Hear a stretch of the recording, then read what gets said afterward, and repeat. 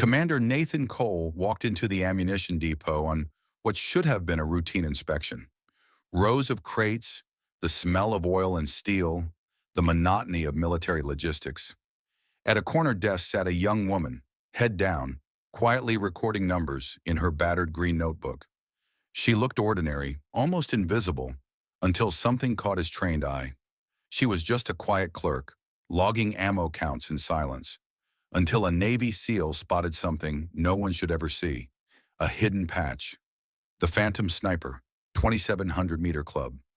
Only 4 soldiers in history ever earned it, and all 4 were declared dead. So why was it inside her notebook? But to understand her secret, we have to go back to where it all began. Rowena Marlowe's days rarely began with drama. The fluorescent lights in the ammunition depot always flickered to life the same way each morning, humming above the concrete corridors like clockwork. The smell of oil, steel, and paper mixed into a strange perfume she had long ago stopped noticing. To anyone else, it might have felt like monotony, but to her, the rhythm of it all was strangely reassuring. She sat at the same corner desk, battered green notebook always in reach, pen clicking against its spine before she began her shift. Her handwriting was sharp, deliberate, almost architectural in its precision. Ammunition counts, serial numbers, distribution codes, each line carefully recorded. Nothing fancy, nothing artistic, just numbers. But those numbers mattered. They told a story about readiness, about accountability, about whether soldiers across the Pacific Northwest would have the tools they needed when orders came down. Most people passing her in the depot never looked twice. A quiet woman hunched over ledgers and forms didn't invite curiosity. She seemed almost invisible, the kind of presence you expected in the background, but never really noticed. And that was exactly how she preferred it. The truth was that Rowena found comfort in invisibility. In a world where attention often came with questions she had no intention of answering, there was safety in being overlooked. The notebooks gave her cover. Numbers were loyal companions. They didn't pry, didn't gossip, didn't judge. They demanded only accuracy, and in return they gave her a fortress of order. The depot itself mirrored her nature, rigid, controlled, almost antiseptic in its predictability. Crates arrived at dawn, were cataloged and moved on by afternoon. Forklifts buzzed like bees through the aisles, operators shouting codes that echoed off the concrete. Everything had a place. Everything could be traced. And Rowena, with her quiet pen strokes, was the keeper of that invisible order. Yet beneath this mask of routine, there was something else, an efficiency that seemed too exact, a discipline that felt too ingrained. Anyone watching closely might have noticed the way she held herself. Shoulders squared, eyes scanning the room even when her head was bent over her work. These were the habits of someone who had once lived by vigilance, not by ledgers, but few ever looked closely. Commentary. And isn't that true beyond the depot's walls? How many people do we walk past each day, dismissing them as background figures in our own busy lives? The bus driver, the school janitor, the clerk at the grocery store, the woman balancing accounts in an office no one cares about. How many of them are carrying stories we can't even imagine? Stories of sacrifice, resilience, or even survival. Rowena Marlowe embodied that paradox. To the depot staff, she was nothing more than the quiet clerk. But the precision of her work hinted at something deeper, something few dared to question. She didn't just log numbers. She commanded them, bending chaos into patterns with the calmness of someone who had faced storms greater than paperwork. There's a saying in military circles, the smoothest operations are built on the quietest hands. Rowena's hands were exactly that, steady, calloused, unflinching. And yet those same hands carried scars that no one in the depot could see. Every tally she marked in her notebook was both a record and a mask, hiding a past that refused to fully stay buried. Her invisibility was not weakness, it was armor. The more people underestimated her, the more space she had to breathe, to think, to continue her double life unnoticed. And here lies the heart of the lesson. In our rush to spotlight the loudest, the boldest, the most obvious leaders, we often forget the quiet workers who carry entire systems on their backs, the unsung heroes whose diligence, Discipline and silent sacrifices make it possible for others to shine. Rowena Marlowe at her desk in that depot was one of them. To most eyes, she was ordinary. But history has shown us again and again that sometimes it's the ordinary faces, hidden behind ledgers, standing at the edge of the crowd, who are holding the keys to extraordinary secrets. Commander Nathan Cole had walked into countless warehouses, depots, and armories over his career, but he approached each one with the same alertness he carried on patrol in hostile territory. His men sometimes teased him about it. Cole can spot a shadow blinking from half a mile away, but those instincts had saved lives more times than anyone could count. And today they would lead him to notice something others would have ignored. The audit was supposed to be routine, a stack of requisition forms, a discrepancy in the numbers, a few hours of cross-checking, and then back to the mission. Cole didn't enjoy logistics, but he understood their importance. Ammunition lost on paper could mean ammunition missing in the field, and that could cost lives. So he walked the depot aisles with practiced focus, eyes flicking from crate markings to serial lists, his presence radiating command without needing to bark orders. But even as he moved through the monotony of numbers and crates, his attention kept drifting to the corner desk. She sat there with an intensity that didn't match the role of a civilian clerk. Her pen moved swiftly, her shoulders squared, every motion economical. Most clerks Cole had encountered carried a casual air, sometimes sloppy, sometimes timid. But this woman, Rowena Marlowe, was different. She had the stillness of a professional, the kind of calm honed not in offices, but in pressure cooker situations where mistakes meant more than a misplaced decimal. Cole didn't stare. Years of covert operations had taught him the power of subtle observation, but he studied her from the corner of his eye. The way she scanned each crate before jotting notes, the faint calluses on her hands, the sharpness in her eyes when someone entered her periphery. She reminded him of soldiers he had once trained, the ones who didn't need to talk big because their silence carried weight. Reading people is a skill rarely taught formally, yet it's indispensable in leadership. Good leaders learn to look beyond words and resumes, searching instead for patterns of behavior, subtle cues, and quiet signals. Nathan Cole's strength as a commander wasn't just his tactical brilliance. It was his ability to sense the unspoken, to catch what others overlooked. And that ability extended beyond battlefields. In families, in workplaces, in classrooms, the same instinct matters. Who is the quiet one in the back row, doing everything precisely but never drawing attention? Who is the colleague who never fights for credit, yet whose work carries the entire project forward? The art of leadership is noticing them before anyone else does. Back in the depot, Cole noticed something else. Rowena wasn't performing for anyone. She didn't glance around to see if her work was being admired. She seemed almost detached from her surroundings, lost in the rhythm of her own system. That more than anything struck him. People who sought recognition often betrayed themselves with little gestures of pride. But those who carried real experience, the kind forged in fire, rarely cared for recognition. They cared only for results. It was then Cole realized what unsettled him. She was too disciplined to be what her paperwork claimed. Civilian contractors, even diligent ones, didn't carry themselves like this. It was in the straightness of her posture, the minimal, wasted motion, the awareness of exits without ever lifting her head. She was hiding in plain sight, and his instincts screamed it. Isn't it remarkable how often we miss the extraordinary, hidden in the ordinary? A school teacher who quietly funds supplies for underprivileged kids. A janitor who notices details that prevent accidents. A nurse whose small interventions save more lives than the headlines ever mention. Greatness often wears the cloak of humility, and our failure is that we too often look only where the spotlight shines. Cole's realization in that depot mirrors a larger truth. The ability to see greatness in quiet places is not just a military skill.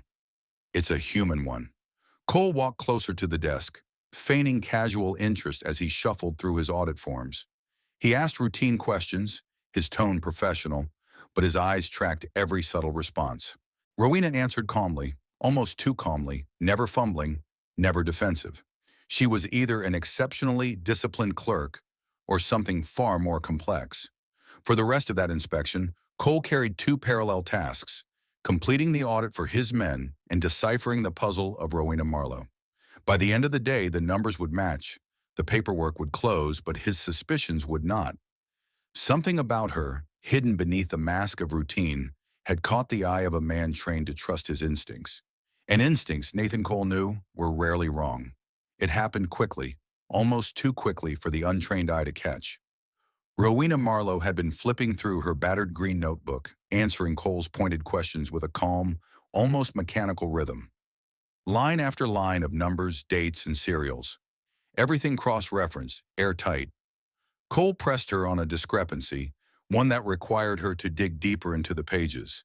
That's when it slipped. For the briefest second, the edge of something else appeared, a sliver of fabric pressed between the notebook's worn pages. Cole's instincts fired instantly. While most would have dismissed it as a bookmark, his eyes, trained by years of combat and counterintelligence, focused on the telltale stitches. He recognized it before his mind even formed the thought. A skull.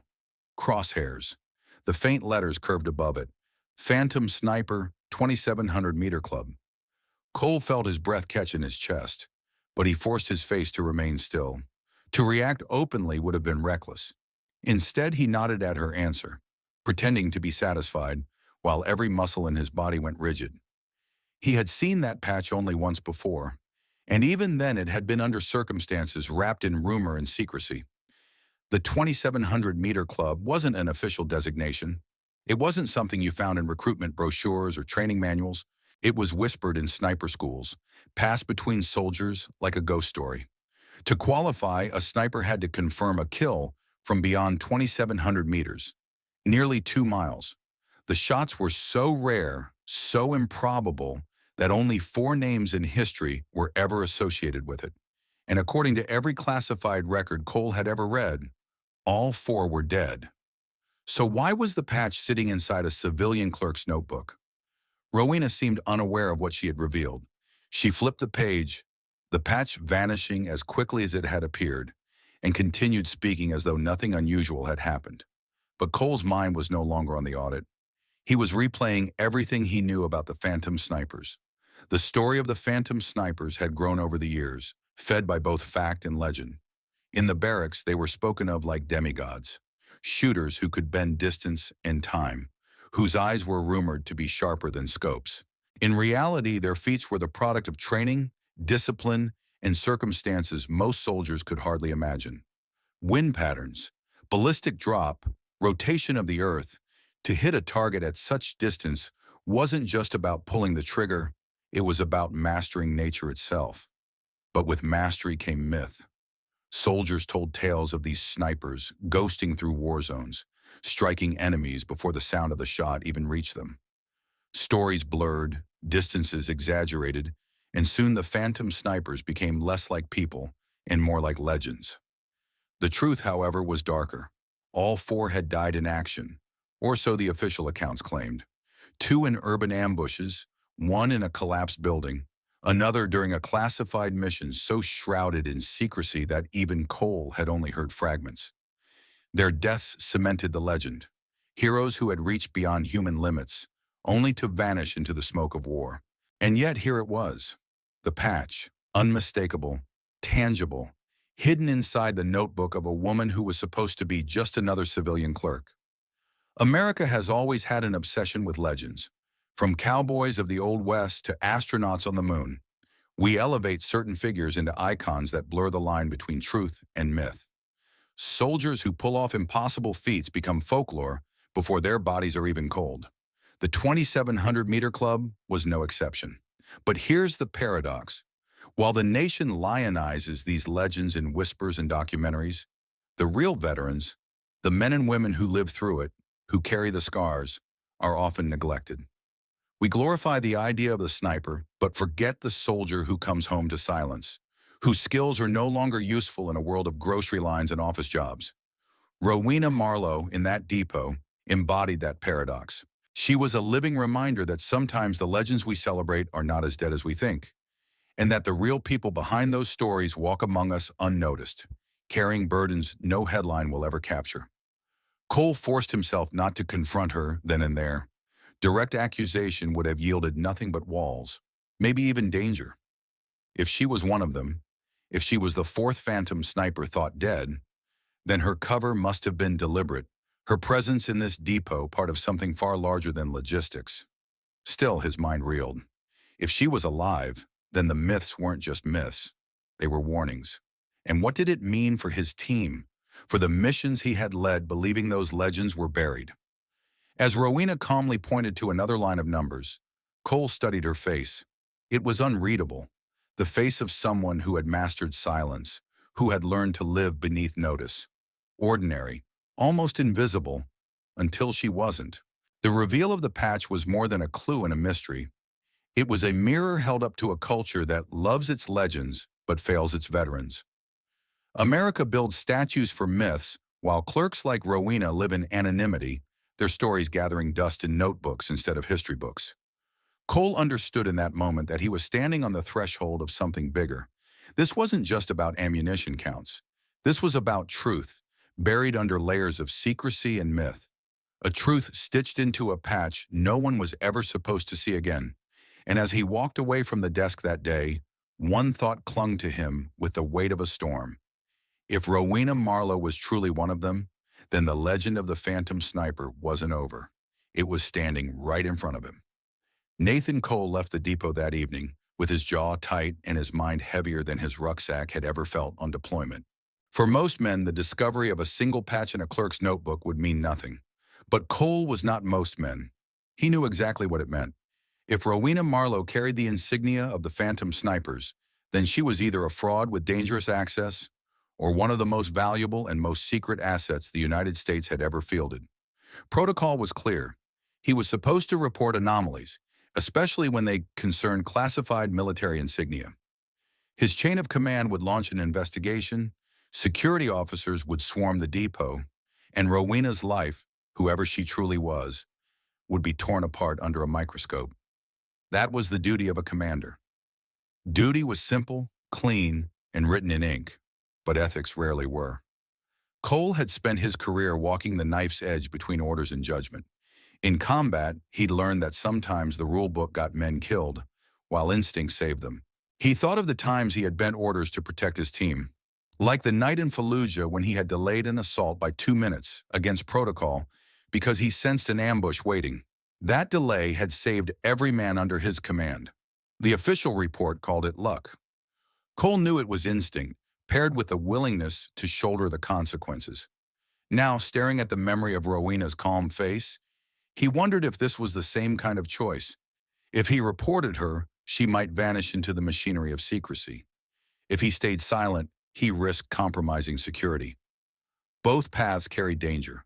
Both demanded trust, in his instincts, in her silence, in the possibility that truth might be larger than procedure. Trust is not just a word tossed around in leadership seminars. It is a currency. In the military, trust means believing the man beside you will cover your flank, even when bullets carve the air. But outside of combat, trust takes on subtler forms. Trusting someone with information, with their story, with their silence.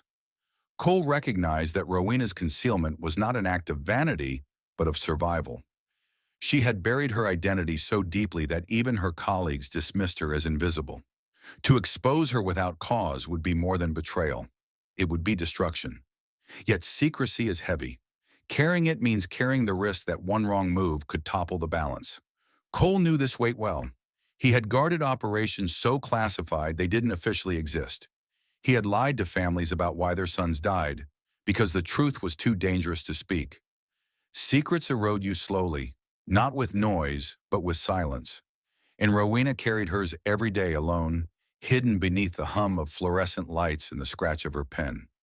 This tension, between what you know and what you reveal, is not unique to soldiers.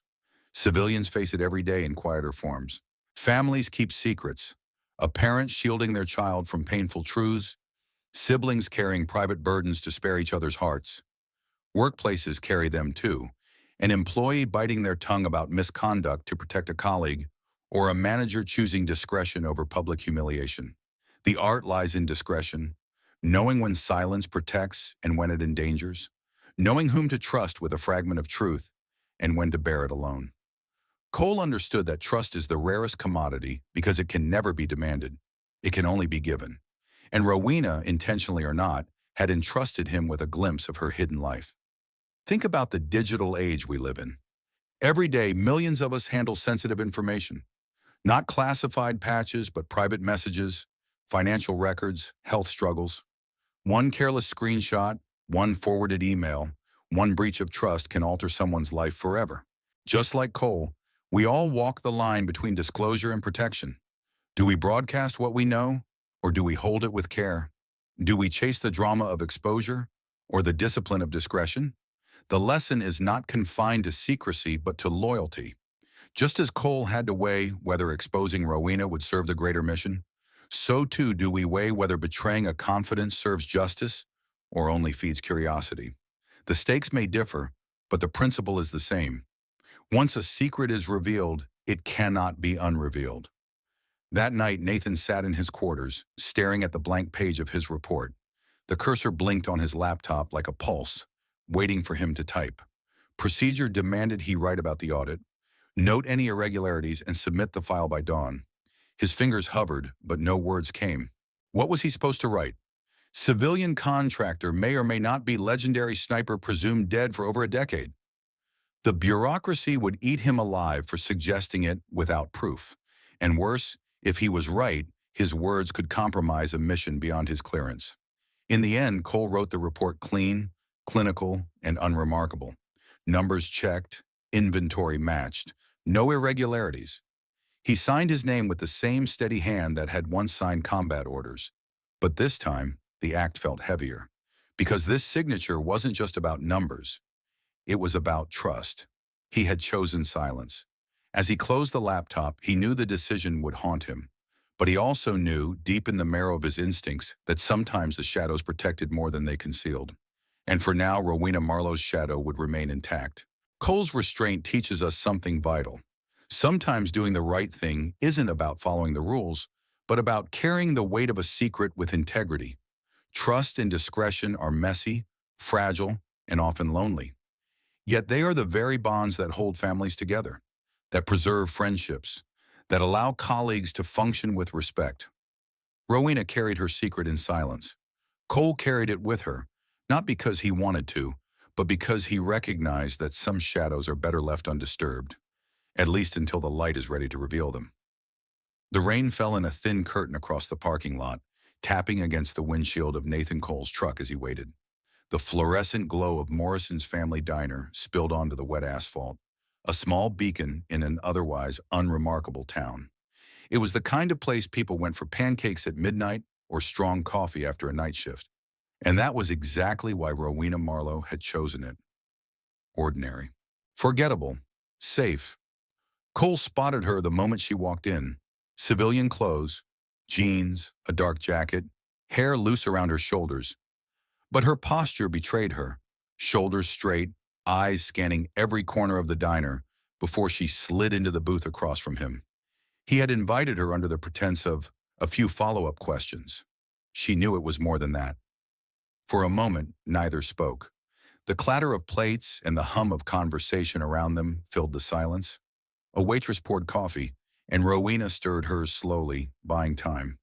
Cole leaned forward, his voice low enough to be lost in the diner's noise. "The patch," he said simply. Rowena's spoon stopped. Her gaze lifted to his, calm but sharp, like steel under glass. For several heartbeats, she said nothing. Then, with deliberate slowness, she set the spoon aside and took a sip of coffee. "Patches can mean many things," she murmured. Cole didn't break eye contact. "Not that one.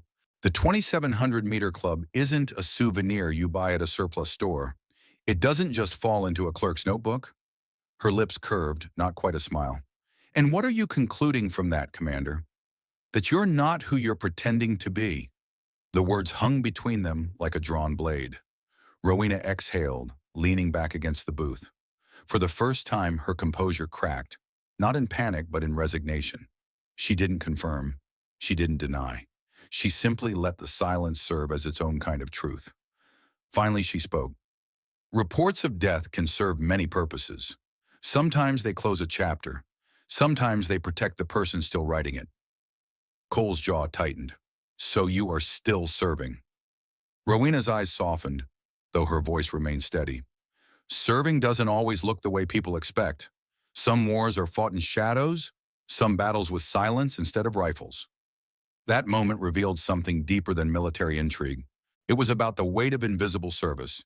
How many people live among us carrying burdens we will never see? Soldiers working undercover, yes. But also parents sacrificing dreams so their children can thrive. Caregivers quietly enduring sleepless nights, community volunteers who never ask for credit. Rowena embodied the truth that not all uniforms are visible. Some people fight so others can live freely, and they do it without applause. They accept invisibility because recognition would compromise the very mission they've sworn to uphold. Cole realized this as he studied her across the booth. She wasn't asking for protection, admiration, or even understanding. All she asked for was discretion, the respect of someone who could recognize the truth and leave it unspoken. In our daily lives, we often overlook the quiet guardians, the co-worker who smooths over problems before they escalate, the neighbor who checks on the elderly down the street, the friend who listens without judgment, holding secrets that never see daylight. They are the invisible scaffolding of our communities, holding things upright while others take the spotlight. Rowena's patch symbolized a legend, but her silence symbolized something greater, the discipline to carry a truth that no one could acknowledge, for the sake of those who never had to know. As Rowena and Cole sat in that booth, the truth between them acknowledged but unspoken, the story turned outward. The real question is not just who Rowena was, but who plays her role in our own lives. Who are the invisible guardians in your community? Who keeps watch without asking for thanks?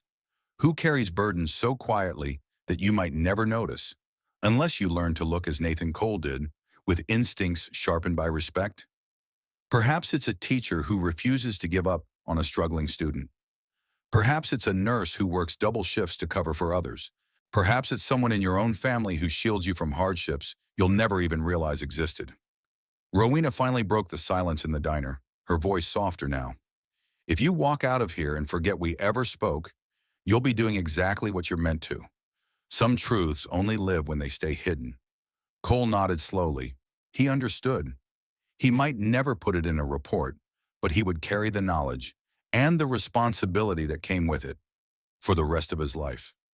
6 months later, Nathan Cole found himself thousands of miles from the quiet monotony of the ammunition depot. The assignment was classified, the kind that came with a thin file and a thick silence. His unit had been deployed to Eastern Europe under vague orders. Counterintelligence support. Yet as the mission unfolded, Cole noticed details that carried a familiar fingerprint, the kind of precision he had once seen in a battered green notebook. Intercepted supply reports aligned too perfectly, ambushes were anticipated with uncanny accuracy, and his team received intelligence that seemed to come from nowhere. Cole didn't need a signature to recognize the invisible hand at work. Rowena Marlowe was here, not in person, but through the ripples of her quiet service. She had fed the system the knowledge they needed, and it was saving lives. Out in the field, her name was never spoken. No one toasted her at the end of long nights, no commendation adorned her file. But Cole knew. He could feel her presence behind the curtain, stitching threads of order into the chaos of war. Her burden remained silence. His was acknowledgement without proof. And back at Joint Base Lewis McChord, Rowena sat again at her desk in the corner of the depot. The same notebook, the same columns of numbers, the same invisibility. To her colleagues, nothing had changed. She was still the quiet clerk with tired eyes and ink-stained fingers. The fluorescent light still hummed overhead. The forklift still rattled through aisles of crates. She had returned to anonymity because that was her mission. Not all heroes wear medals, and many never will. Behind every celebrated figure stand countless unseen workers whose sacrifices remain buried in routine. Rowena belonged to them, choosing invisibility not from weakness, but duty. The patch in her notebook was never about glory, only a marker of a past unspoken and a present still guarded. In our own lives, who are the Rowenas? Parents working 2 jobs, nurses carrying exhaustion, teachers investing in overlooked children. They are the silent sentinels of our communities. Rarely applauded, yet essential. Cole would never forget the diner conversation or the trust she placed in his silence. Legends, he realized, are not always forged in combat. Sometimes they're written quietly, in vigilance and lives lived without recognition. And in that depot, Rowena Marlowe kept writing, invisible, ordinary, extraordinary. As Rowena Marlowe fades back into the quiet hum of her depot, we are reminded of a truth that stretches far beyond the military. Not all heroes march across stages or stand beneath waving flags. Many live quietly among us, unseen, uncelebrated, and yet profoundly essential. In American culture, we often celebrate legends: the soldier on the battlefield, the athlete on the podium, the figure whose name lights up the headlines. But the fabric of this nation has always been woven just as strongly by those who never seek attention. Parents who sacrifice so their children can have more opportunities. Nurses who stand long shifts in silence. Teachers who shape lives with little recognition. These are the Rowenas of our time, ordinary faces carrying extraordinary burdens. Her story raises questions worth reflecting on. How many people in our own communities serve quietly, never asking for thanks? How often do we overlook them because they don't fit our idea of what a hero looks like? And perhaps most importantly, what would happen if one day they stopped carrying that silent weight? Maybe legends aren't always about distant shots or hidden patches. Maybe they're about persistence, humility, and faithfulness in the unseen corners of life. So now I want to turn to you. Who are the invisible guardians in your world? Is it a neighbor, a caregiver, or maybe even someone in your own family? Share their story in the comments. Let's honor them together. Thank you for staying with me through this journey. If this story moved you, please give it a like, subscribe for more, and share it with someone who needs reminding that not all heroes wear medals. Some simply keep writing quietly, page after page, shaping the world in silence.